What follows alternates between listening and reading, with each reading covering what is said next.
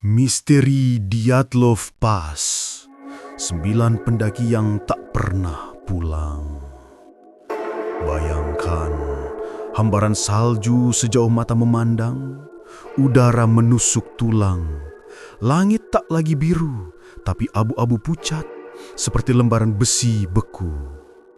Di bawah langit itu, 9 pendaki muda dari Institut Politeknik Ural berjalan menuju sebuah tempat yang bahkan peta pun enggan mencatatnya. Tujuan mereka sederhana, mencapai puncak gunung Otorten. Tapi di antara tawa dan lagu-lagu yang mereka nyanyikan di tenda, ada sesuatu yang menunggu.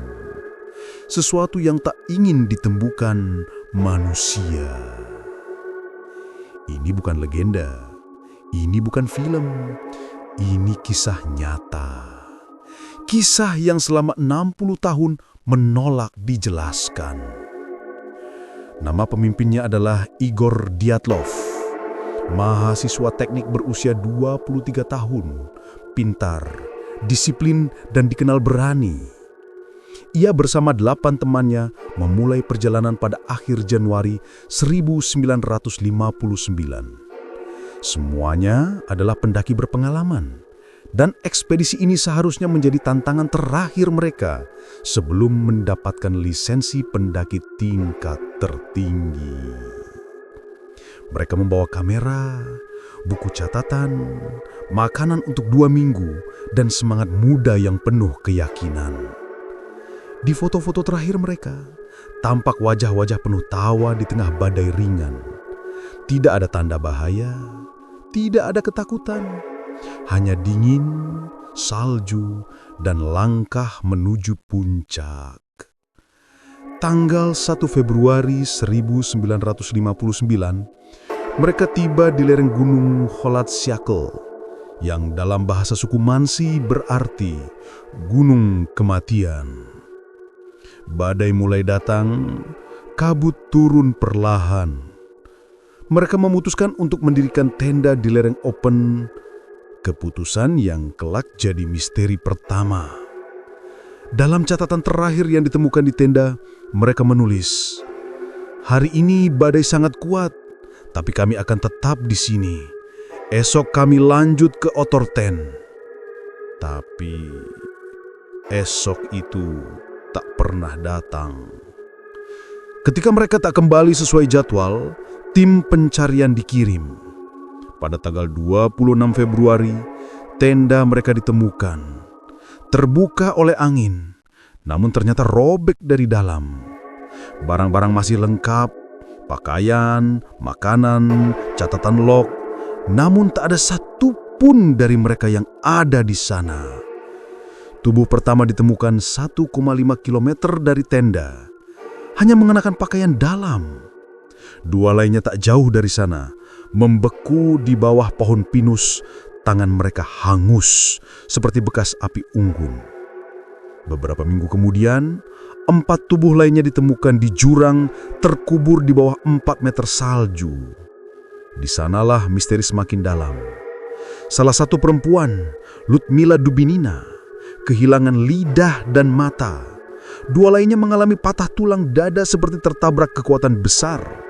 Namun kulit mereka tak robek sedikit pun. Pakaian mereka menunjukkan jejak radiasi. Pemerintah Soviet menyebut penyebabnya sebagai kekuatan alam yang tidak dikenal. Kalimat yang membuat publik justru semakin curiga. Banyak teori muncul selama puluhan tahun, seperti avalanche theory. Longsor kecil menyebabkan kepanikan. Mereka keluar tenda dan tersesat. Uji coba militer rahasia. Di area itu diduga ada tes rudal atau bom udara. Eksperimen nuklir karena adanya radiasi ringan pada pakaian korban. Fenomena suara infrasonik, getaran frekuensi rendah dari angin yang bisa memicu kepanikan mendadak. Bahkan teori makhluk asing karena lapuran cahaya oranye di langit malam itu. Namun, tidak ada satupun yang bisa menjelaskan kenapa tenda disobek dari dalam dan kenapa luka mereka begitu tak biasa. Tahun 1960, seorang penduduk suku Mansi mengatakan pada wartawan lokal, "Gunung itu suci. Kami jarang ke sana. Tidak semua yang hidup boleh melihat apa yang tidur di bawah salju." Kata-kata itu sempat dianggap mitos. Namun, belasan tahun kemudian, peneliti menemukan catatan lama tentang frekuensi elektromagnetik aneh di area tersebut. Beberapa peralatan radio tentara rusak ketika mendekati lokasi Dyatlov Pass. Apakah itu efek alam atau sesuatu yang lain? 60 tahun berlalu, tahun 2019 pemerintah Rusia membuka kembali kasus ini.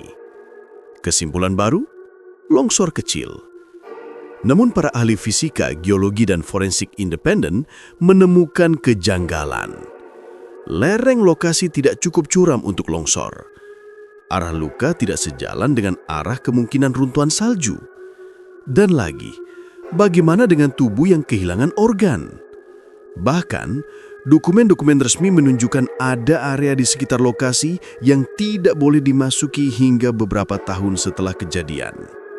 Beberapa peneliti percaya mereka mengalami fenomena paranoia kelompok ekstrim akibat gabungan dari badai, suara angin infrasonik, dan tekanan mental.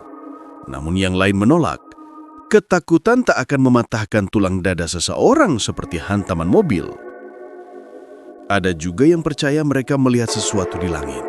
Sesuatu yang membuat mereka lari tanpa pakaian di tengah suhu minus 30 derajat. Dan sebagian kecil masyarakat lokal percaya, gunung itu memang bukan tempat untuk manusia. 9 pendaki, 9 nyawa yang hilang di bawah salju. Tidak ada pelaku, tidak ada saksi, hanya jejak yang hilang dan tenda yang sobek dari dalam. Lebih dari 60 tahun kemudian, misteri itu masih berdiri seperti gunungnya. Dingin, diam, dan tidak memberi jawaban. Mungkin karena yang menatap mereka malam itu bukan manusia. Dyatlov Pass tidak ingin ditemukan.